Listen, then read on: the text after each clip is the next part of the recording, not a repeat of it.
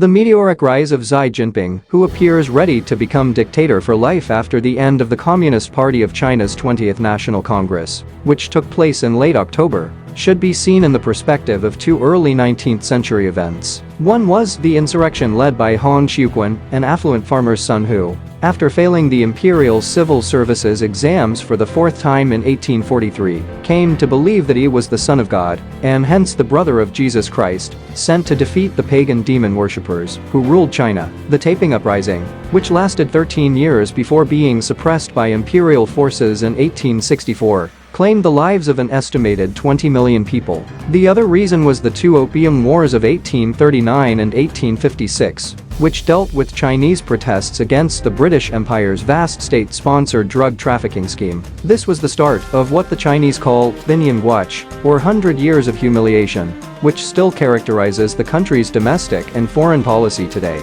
During the two Opium Wars, better armed and trained Royal Navy warships sailed up the Zhujiang and Yangtze rivers, imposing their will throughout the nation. In 1842, Hong Kong became a British province, and shortly after, the French, Russians, and Japanese joined in, enforcing trade concessions and treaty ports, and capturing significant swaths of Chinese territory. In the First Sino-Japanese War, the king lost control of Korea. The growing arrogance and presence of Western powers and Christian missionaries in China sparked the Boxer Rebellion of 1900, so named because the rebels studied a martial style that many believed rendered them bulletproof. Following attacks on foreigners and missionaries in June, as well as a siege of Peking, a multinational force of nearly 50,000 troops, mostly Japanese and Russian, with the others from Britain, France, Austria, Hungary, Italy, and also 5,000 American troops, invaded China and demolished the Boxer Siege in August. The Boxer Protocol that followed resulted in greater humiliation, including significant economic reparations and territorial loss, with the Germans capturing Tsingtao and the Russians capturing Manchuria.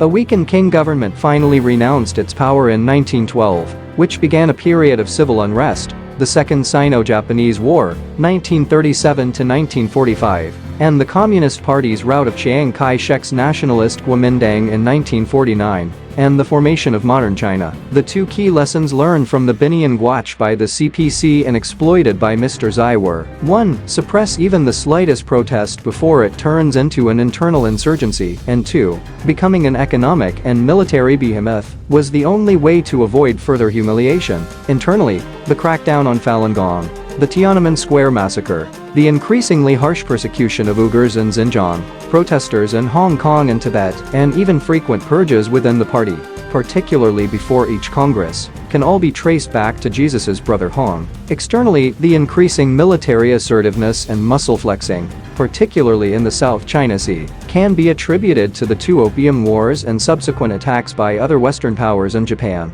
most of which were conducted from ships that arrived from the Pacific with far more firepower than the Ming could handle, while the invaders had steamships equipped with rockets and heavy cannons, as well as soldiers armed with long-range rifles. The Imperial Army had mostly antiquated sailing ships and barges, as well as troops armed with matchlock rifles that could only fire one round every minute, and were accurate to less than 50 yards. China now possesses some of the world's most modern weaponry, including hypersonic missiles and stealth technologies, in addition to being a nuclear weapon state and a permanent member of the UN Security Council. The People's Liberation Army is increasingly armed and trained to use artificial intelligence, machine learning, and robots in its weapons. Mr. Xi, on the other hand, has made it clear since taking office in 2012 that he views everything through the lens of internal regime security. He began by enacting a slew of new security regulations, which included increased surveillance and a top-down restructure of the country's internal security establishment.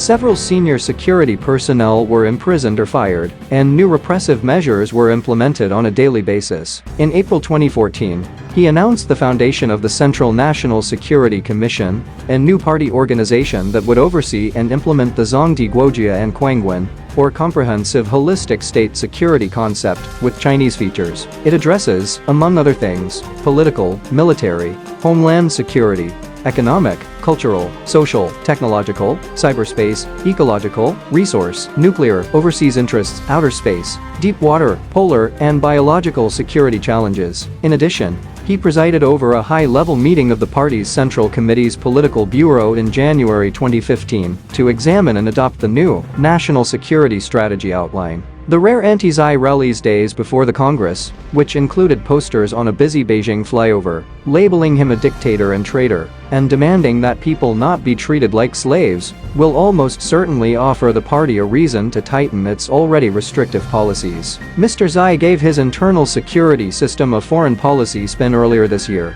at an Asian Forum gathering in Hainan in April, by proposing a world security initiative that attempts to update and align global security with the goals of the Chinese Communist Party. Despite the fact that the events in Ukraine obscured this crucial idea, ignoring it would be naive and dangerous, because it essentially paraphrases Jesus' declaration, "Do unto others before they do unto you." Please like this podcast and subscribe for more interesting and exciting updates from around the world. Your support is extremely valuable to us to carry on, so that we can keep bringing the most important news and analyses that really matters.